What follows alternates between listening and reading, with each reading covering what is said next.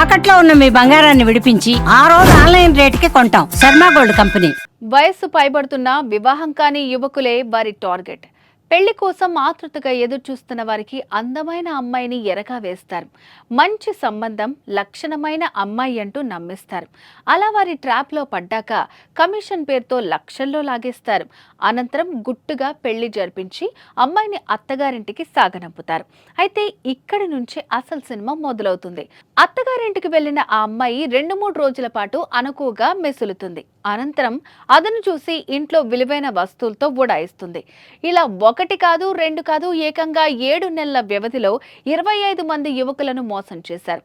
అయితే ఓ బాధితుడు ధైర్యంగా ముందుకు రావడంతో పెళ్లిళ్ల రాకెట్ గుట్టురట్టయింది.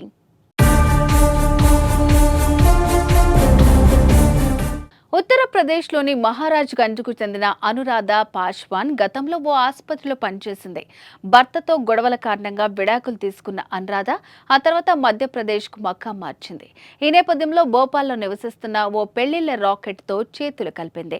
పెళ్లి కోసం ఆతృతగా ఎదురు చూస్తున్న యువకులను ఈ ముఠా సభ్యులు లక్ష్యంగా చేసుకునేవారు. సంబంధం కుదిర్చి పెడతామని చెప్పి భారీగా కమిషన్ వసూలు చేసి అనురాధ ఫోటో చూపించేవారు.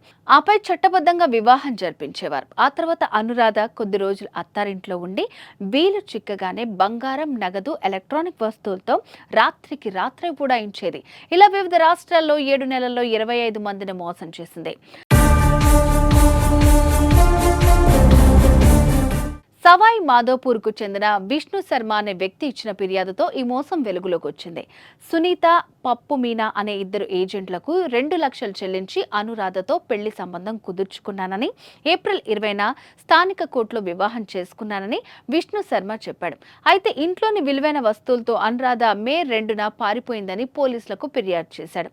ఇక శర్మ ఫిర్యాదుతో రంగంలోకి దిగిన పోలీసులు ఒక కానిస్టేబుల్ను పెళ్లి కొడుకుగా నమ్మించి పంపించారు. ఏజెంట్తో సంప్రదింపులు జరపగా అనురాధ ఫోటో చూపించారు.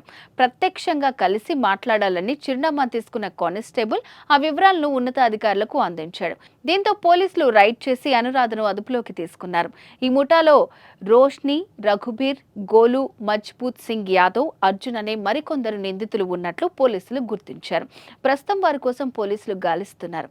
అయితే ఈ విషయం తెలుసుకున్న మిగిలిన బాధితులు కూడా స్టేషన్కు క్యూ కడుతున్నారు.